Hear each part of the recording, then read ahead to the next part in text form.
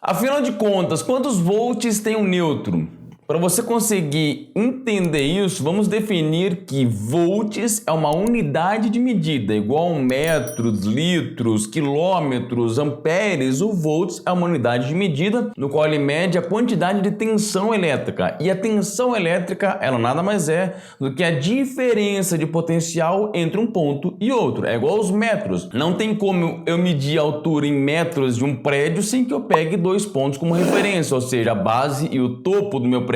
Os volts é a mesma coisa. Para poder saber quantos volts tem um cabo, eu preciso medir dois pontos de referência. Então vamos aqui ao nosso exemplo. Eu tenho aqui o nosso transformador, que ele está fechado com o seu secundário em estrela. E se eu, por exemplo, pegar aqui o meu multímetro e eu medir com esta ponta esse ponto e com essa ponta esse ponto aqui, digamos que seja um transformador no qual ele trabalha com um trifásico 220 volts, a gente sabe que a gente vai ter um total de 220 volts nesses pontos que foram medidos. Porém, se eu pegar agora aqui meu multímetro e medir esses pontos aqui, a gente sabe que aqui a gente tem um ponto em comum entre as três fases. Como se trata de uma soma vetorial, a gente sabe que aqui a gente tem um ponto em comum e eu medindo desse ponto para esse ponto, num caso de um transformador de 220 volts, eu vou ter 127 volts, ok? Ou seja, eu descobri qual que é a diferença de potencial entre essas duas extremidades, ok? Entre o centro ali do meu estrela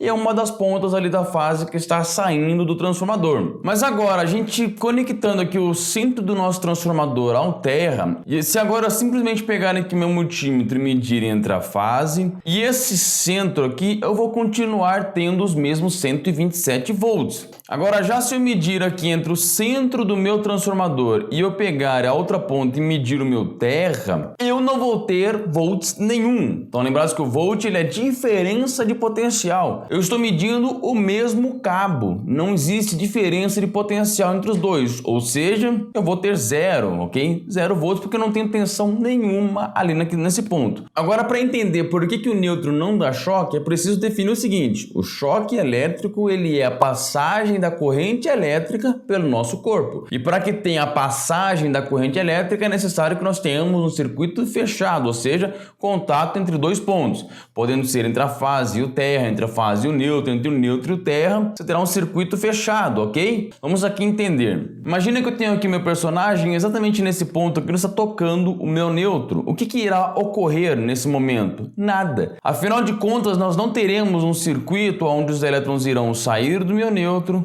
percorrer em sentido ao meu terra, porque afinal de contas eles estão conectados. Estão lembrados que o terra e o nêutron estão conectados lá no centro da estrela do transformador? Então, em condições ideais, no qual o transformador está 100% balanceado, as cargas estão 100% balanceadas, não haverá como existir choque algum. Não faz sentido nenhum nesse ponto nós temos uma circulação de elétrons, exceto houvesse uma grande resistência entre esse ponto e esse ponto aqui. Seria um circuito muito ineficiente, completamente desbalanceado, que são problemas que podem acontecer aí no seu circuito, uma desconexão de um nêutron, uma grande resistência ali no ponto de conexão do nêutron, são circuitos que não são ideais, ok? Afinal de contas, se esse mesmo personagem aqui, ele ao invés de tocar o nêutron, ele trocasse aqui a minha fase, nós sabemos que os elétrons iriam justamente sair aqui da minha fase, percorrer aqui o meu personagem como se ele fosse uma resistência elétrica, ou seja, um componente elétrico ali dentro do circuito, iria através do terra retornar aqui ao nosso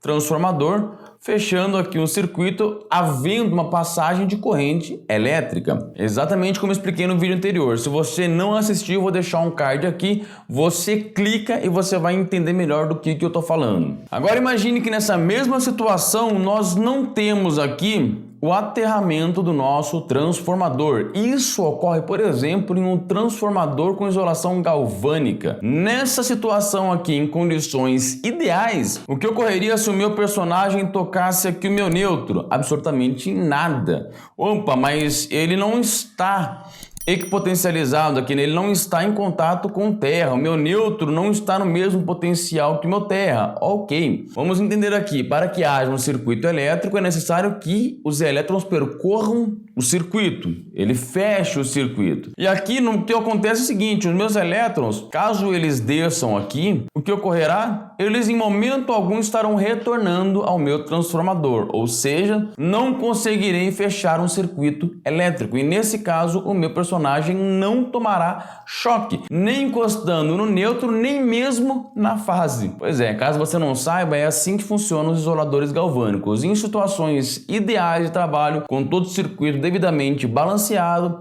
não existirá o choque nem em contato com o neutro, nem em contato com a fase. É possível você, inclusive, fazer o aterramento de uma fase. Você sabia disso? Um circuito ele pode ser aterrado tanto neutro quanto a fase. A questão é que você, fazendo o aterramento da fase, podem surgir aí outros problemas. E se você quiser entender melhor disso, deixa aqui nos comentários o que você entende, o que você conhece a respeito disso, que a gente pode estar criando aí mais conteúdo em novos vídeos para explicar justamente sobre isso. Entendeu por que o neutro não dá choque? Por que o neutro não tem tensão? Entendeu o que é a tensão elétrica? Como é que é medido isso? Deixa aqui nos comentários, deixa o seu like, compartilha esse vídeo. Se você não entendeu ou quiser ver mais conteúdo, deixa aqui nos comentários que poderemos estar gerando cada vez mais conteúdos sobre isso. Eu espero você no próximo vídeo.